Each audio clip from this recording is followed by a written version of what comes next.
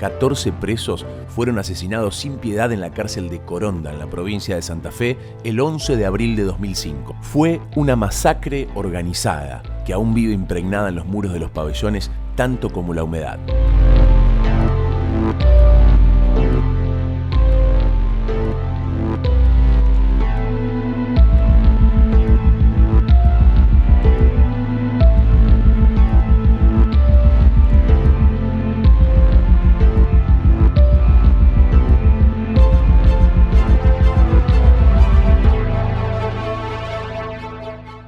Se produjo en las últimas horas un motín en la cárcel de Coronda. Vamos a ampliar los detalles de esta información a través del diálogo con nuestro colega de esa ciudad de Cable Video Coronda, Marcelo Colombo. Marcelo, buenas noches.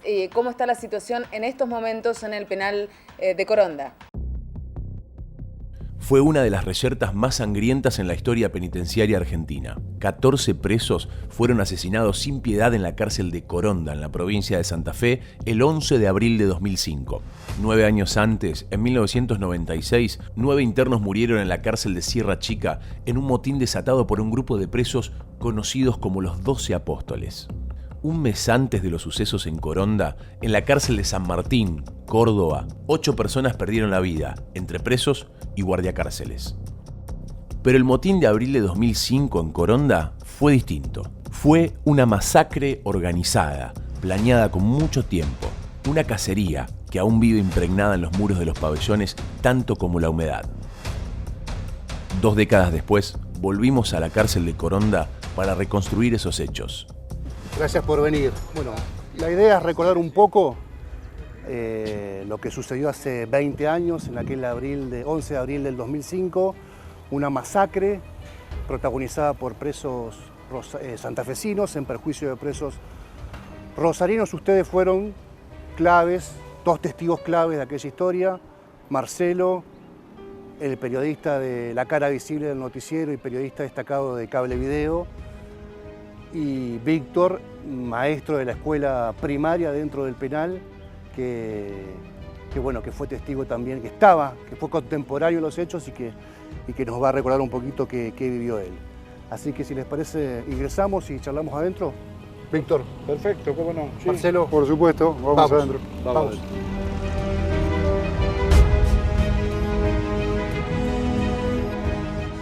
Marcelo Colombo, periodista de Veo, fue el primero en ingresar al penal y permaneció hacia adentro mientras los hechos de sangre se iban desarrollando. Nosotros, como suele pasar generalmente en las ciudades o pueblos chicos, los medios locales son los primeros que se enteran, ¿no? Está siempre presente allí. Siempre hacíamos guardia porque era cotidiano los inconvenientes en la cárcel. Trabajamos generalmente a la mañana y también hacíamos alguna guardia a la tarde. Y bueno, se había desatado todo ese tema y ya no había horarios para el trabajo. Nos teníamos que quedar acá, indudablemente, a hacer guardia hasta que cesara el motín o lo que se produjera. Estábamos afuera de la cárcel y ya habían llegado algunos colegas de Santa Fe, porque bueno, las radios grandes generalmente también mandaban algún enviado, y éramos un puñado ya de colegas que estábamos en la puerta. Sale, no recuerdo el nombre, pero sale un alto jerárquico de la cárcel, con una camioneta Ford F100 azul, y me dice si quería entrar, que necesitábamos adentro un periodista con una cámara y que viniera caminando o fuera caminando unos 300, 400 metros por calle Roque Sáenz Peña. Yo le pido a mi camarógrafo la cámara, que sabía manejar muy poquito porque había aprendido en el instituto apenas los detalles, lo básico de manejar la cámara. Le pido a mi camarógrafo la herramienta, voy hacia la camioneta, el chofer en ese caso me hace subir, me pone abajo en los pies del acompañante y me tapa con una frazada. Yo ya ahí dije, bueno, acá hay algo realmente grosso, ¿no? Me empecé a imaginar una situación complicada. Habíamos vivido muchas veces motines o conflictos haciendo guardia y haciendo nota a los directivos, pero esto era distinto. ¿Vos advertías en el talante del funcionario que era algo distinto? Sí, era distinto. Sí, era distinto y afuera también se palpaba, porque empezaban a llegar también familiares de presos corondinos a preguntar qué es lo que pasaba, porque ya pasaban las horas y la situación no se resolvía.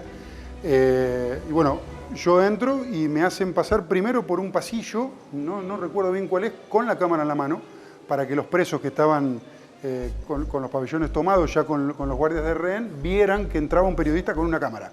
Era hasta ahí simplemente eso. Después que termina ese acting, podemos decir así, me llevan a la oficina del director, me sirven un café y demás. Yo pensé que ahí se terminaba la situación. Pasó el tiempo, una espera bastante prolongada, y me traen a este lugar, a este pasillo, que era donde estaban los dos muchachos penitenciarios de rehén, el resto de los presos con chuzas todos atrás, y toda esta escenografía de mostrar cadáveres y discutir con quién era el negociador y el personal político. La tragedia comenzó en el pabellón 7, cuando los internos tomaron de rehenes a 2 penitenciarios y ganaron el pasillo interno que conecta con los otros pabellones. Oscar Josviak y Eduardo Marchesín fueron tomados como rehenes y pasaron terribles horas de angustia. No me pegaron, no me psicologiaron. Estoy tratando bien, estoy hablando con los muchachos. Estamos tomando unos mates, me dieron de comer. Sí. Gracias a ustedes están. Lo único que no quiero escuchar tiro porque soy yo el que está de este lado. No pasa nada. Yo creo que ya estamos llegando a un acuerdo. Ahora te contamos bien los muertos de ayer. Si hay gente lastimada también. 9 y 4, 3. Otra cosa le voy a pedir, que esta gente está dando la cara por mi seguridad, ¿sí? Que tratar no haya represalia. Otra cosa que le voy a pedir, otra cosa, el horario del recuento, quiero que lo toquen a esta gente. ¿Te acordás? No, obviamente puntual con nombre y apellido. Pero ¿cuántos eran los que estaban con vos? Estaba este jerárquico, digamos. Sí, el director de la cárcel, Mancilla. Había un negociador, que recuerdo que era calvo, pelado, que era el que entablaba la negociación con los presos. Recuerdo la imagen de quien llamaban el Chino Massa, que era como el líder del motín, que estaba ya con el rostro sin taparse. El resto estaban todos encapuchados y más, pero Massa muy alterado también negociando allí con los internos. En el pabellón 7 estaban los santafesinos, sí, que el grueso de ellos protagonizan la masacre. Terminan siendo los asesinos. Ellos circulan por los pasillos y van ingresando a distintos pabellones, asesinando selectivamente. Sí, sobre todo en el pabellón 11. 11, que vamos a ir allá dentro de un rato. Pero ellos después regresan al 7... y pasan al 1. Y terminan la cacería prácticamente en el 1. Iba a seguir esto seguramente con muchos más si no se entablaba una negociación. En teoría nunca supimos qué pasó, por qué se frenó. Pero lo cierto es que ya habían pergeñado 10 muertes en el pabellón 11 y otras 3 en el pabellón 1. En realidad el preso número 14 creo que termina muriendo en la semana. Cuando la saga de venganza estalló en el penal a las 6 de la tarde del 11 de abril, muchos pensaban que se trataba de un motín más, de reclamos de presos o alguna queja a los directores del penal. Pero rápidamente se advirtió que el móvil era otro, que no era una revuelta más. Víctor Tato Cacciarelli era administrativo y además docente de la Escuela del Penal. Aparte de ser docente, yo trabajaba en la cárcel a la mañana y a la tarde daba clase en la escuela primaria. Cuando en esa época ocurrían muchos motines. En la década del 90 fue una época, y del 2000 fue una época de muchísimos motines porque se había cambiado la población carcelaria. Yo me acuerdo haber hecho un informe, porque droga siempre hubo, nada más que antes usaban la cachuña, que era un preparado que hacían los presos. Después en esa época usaban mucho la pastillita. Ese día estábamos dando clase. Cuando ocurría algo, como en este caso, hay un motín, los empleados todos cierran los pabellones, los docentes o toda persona que no pertenezca al cuerpo penitenciario tenían que salir de la unidad. Nosotros salimos, yo pensé que era un motín más y me fui a mi casa. A la noche me vuelven a llamar y me acuerdo porque cuando los iban sacando a los presos, era una cosa, pero era espantoso. Y lo que yo recuerdo, digo, eso no fue un motín. Un motín se produce normalmente un pabellón o se quejan de la comida, o se quejan por la visita. En esa época los presos tenían código. ¿Qué era un código? Por ejemplo, yo con vos podía tener un problema. ¿Tá? En algún momento lo vamos a arreglar.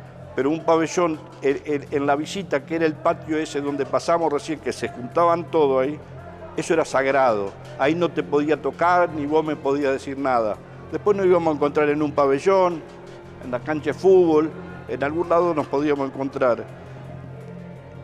Era muy común los motines. Yo pensé que era un motín como eso, pero cuando llego acá y me encuentro esto, me acuerdo de un preso que lo traían, que los dos que quemaron, Amelio Mercado y Daniel Benítez, eran alumnos míos. Y eso, le prendieron fuego, le tiraron colchones prendidos adentro de la celda.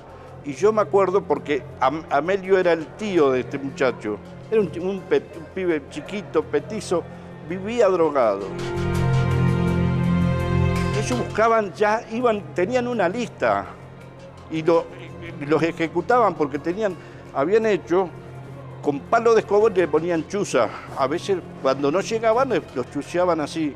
Por eso te digo, el motivo, unos dicen que era porque le violaron una mujer a un santafesino, otro que era por la muerte de Pajarito, que no me acuerdo el apellido, otros decían que era porque esa era otra costumbre que habían agarrado los presos.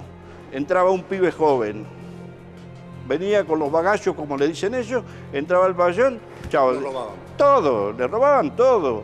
Y esos códigos, estos personajes viejos como el Gordo de León, el Perro Barrio, presos viejos de acá del coso, eso no lo permitían. En el pabellón 11, que estamos ahora presentes acá en el penal de Coronda, fue el pabellón donde más víctimas hubo, ¿no? Es el epicentro de la matanza, exacto. Aquí fallecieron, si no recuerdo mal, 10 internos. Es donde todo arrancó, porque si bien es cierto, el pabellón 7 era el que alojaba a los internos que terminaron siendo los asesinos. En este lugar vivían los perseguidos, los que terminaron siendo asesinados. 10 de ellos murieron aquí, otros 4 en el pabellón 1, es decir, que la primera parte de la matanza, cuando a mí me toca ingresar, en teoría para darle cierta garantía a los presos que estaban solicitando eso, una cámara, un periodista, alguien de la prensa que les dé garantía para ser testigos de alguna forma de la negociación que estaban entablando, es que aquí se había producido, ya se había empezado a producir esa matanza. Todas curiosidades, Héctor, de ese momento, porque, bueno, por aquí traían a los cadáveres, ¿no? Le mostraban a las autoridades de la provincia y al negociador cuál era la situación. A mí me llamó poderosamente la atención una cosa que no entendía en ese momento. Traían en los carros que habitualmente transportan los alimentos y demás, traían una persona fallecida, muerta, asesinada, con un montón de puntazos, de puñaladas y demás. Y recuerdo a un preso que lo tomaba ya el cadáver y lo movía, le decía, este no roba más, este no roba más. Yo tenía la cámara tratando de registrar esos momentos con el video, con todo el nerviosismo que eso implicaba. Uno de los líderes de la matanza, Carlos el Tuerto Aranda, negoció con los directores del penal el traslado de presos en plena crisis. Después del motín, fue uno de los 6 condenados a prisión perpetua por los homicidios que allí se cometieron. En junio de 2023, todavía preso, se quitó la vida dentro de su celda en la unidad penal de Las Flores, en la capital santafesina. Sí. Está la completa, hasta el pabellón 7, hasta el pabellón 1, que se traiga la gente de Santa Fe de allá y que se ponga acá. Y que se cambie todo. Hoy se va a calmar. Hoy vamos a tratar de superar esto. Hoy se va a calmar, mañana, pasado, lo van a engomar, lo van a desengomar, algún día lo van a desengomar. Y no hay ni un van a tener que poner seguridad. Van a poner más seguridad, pero no tienen nunca seguridad. Se va a romper, lo sabemos. Tenemos que quede claro que no hay ni un pibe de Santa Fe la gente de Santa Fe. La gente de Santa Fe lastimado. Lo que quiere la gente, tanto como la gente del pabellón 3, que la gente de allá se venga para acá. La gente que lo traigan acá, el Rosario para allá y Santa Fe para acá. No roba más. ¿Por qué no roba más si son de alguna forma todos delincuentes o ladrones? En teoría uno tiene esa imagen de los presos. Claro, lo que sucedía era que esos presos a los que estaban asesinando le robaban a los otros presos que los estaban persiguiendo, lo que se conoce en la jerga como rastreros. Es decir, que lo que estaba pasando aquí no era un motín común y corriente, no era una situación de violencia, de protesta, como generalmente ocurre de los presos para con el servicio penitenciario, sino un motín o una serie de incidentes generados para provocar una especie de venganza, que es lo que termina siendo la masacre de Coronda. Una vez recuperado el control del penal y entregado los cuerpos varias veces mutilados o quemados de los presos rosarinos, el director del servicio penitenciario, Fernando Rosúa, sabía que las horas en su función gubernamental estaban culminadas. Bueno, el número de muertos que tenemos hasta este momento, que bueno, ya se hizo todo el conteo y revisado los distintos pabellones, es de 13 muertos. Y hay 6 heridos que están hospitalizados. ¿Cuál fue el motivo de la reyerta? Aparentemente pelea entre internos, no hubo ningún reclamo hacia el servicio penitenciario, incluso una vez que tomaron los rehenes, los planteos no reclamaban nada concreto, así que aparentemente, esto lo vamos a determinar luego con las investigaciones, es un ajuste de cuentas entre internos. ¿Está calma la situación en el penal, controlada totalmente ya? Sí, ya está controlada totalmente. ¿Quiénes han sido los rehenes y cuál es su estado? Bueno, han sido un subayudante y un ayudante de quinta. En estos momentos ya están bien, fueron atendidos por los médicos y están en buenas condiciones. Hacía mucho tiempo que no se daba un motín con rehenes, sobre todo guardias del servicio penitenciario. ¿Hubo algún error logístico? ¿Por qué se dio esto que hacía bastante tiempo que no ocurría? No, eso lo vamos a determinar con la investigación cuando sepamos bien cómo se produjo el hecho, debido a que los que conocen son justamente los que fueron rehenes y en estos momentos están en el hospital. A priori no se detecta ningún error logístico, pero ya le digo, esto lo vamos a comunicar a la brevedad cuando tengamos detalles de cómo ocurrió el hecho inicial. Se hablaba de peleas entre presos rosarinos y santafesinos que están ubicados en distintos pabellones. Sí, es posible que esto tenga que ver con rosarinos y santafesinos y también es posible que tenga que ver con ajuste de cuentas entre distintas bandas. ¿El origen tuvo ayer a partir de una reyerta también con una víctima fatal? Bueno, esa es una de las hipótesis que se maneja en la investigación, que tenga que ver con el muerto de ayer, pero hoy no lo podemos confirmar.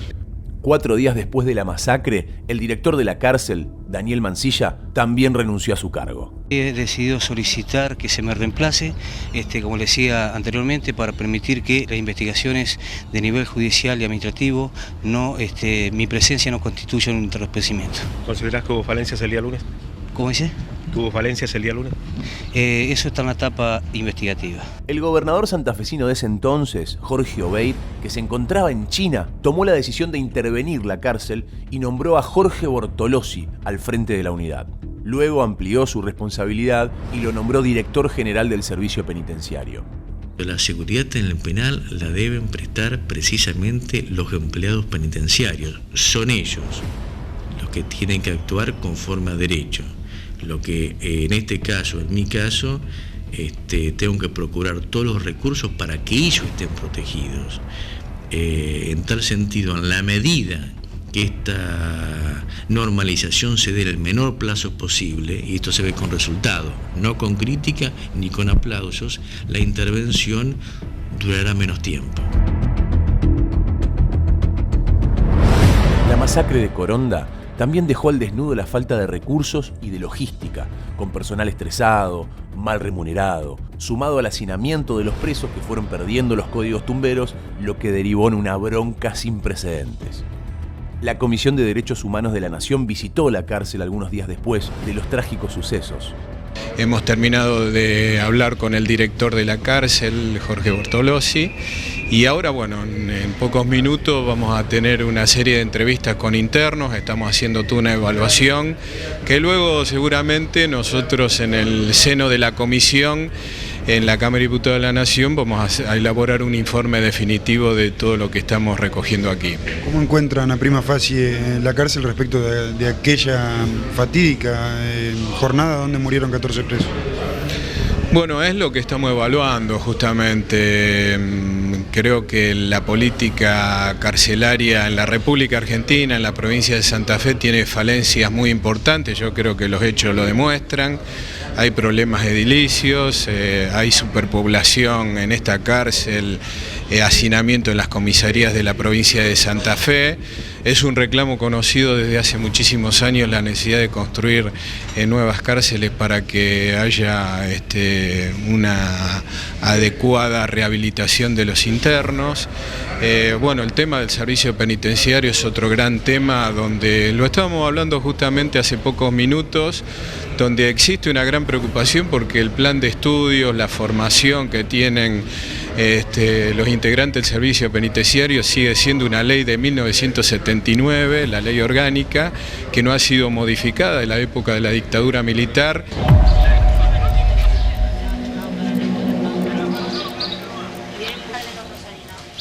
A mí que me devuelvan a mí con mi cajón, no sé. No entramos todavía, no sabemos nada. Pero de la gente que salió no ha comentado. No, porque las que salen no quieren hablar. Son las que tendrían que hablar. Nosotros no, si todavía no entramos. Estamos inquietas, porque no sabemos nada, la realidad, lo que pasa adentro. Sentimos el comentario de algunas que salen, que dicen que los sacan esposados, los chicos, que están en un pasillo, al lado está la policía y ellos están sentados al lado con los familiares. ¿Qué pueden hablar los chicos? ¿Qué puedo hacer yo? ¿Patearle las puertas? ¿Patearle la reja? ¿Qué gano con eso? ¿Para que me lo castiguen más de lo que está castigado? ¿Agachar la cabeza y venirme? ¿Sabe que hay internos que están castigados? Hay internos que están castigados, sí. Y yo en este momento no entro porque estoy esperando a mi marido, porque me dijeron, tienen que pedir a su marido para entrar todos juntos.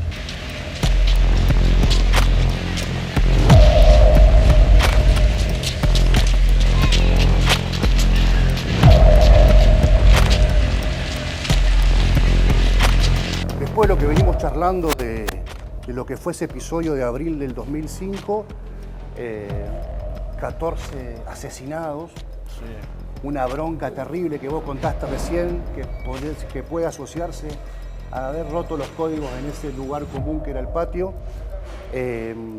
Bueno, pasan los hechos, pasan los sucesos, se pacifica la cárcel, pero después ¿cómo queda el ánimo del penitenciario? Escúchame, la cárcel es como una ola.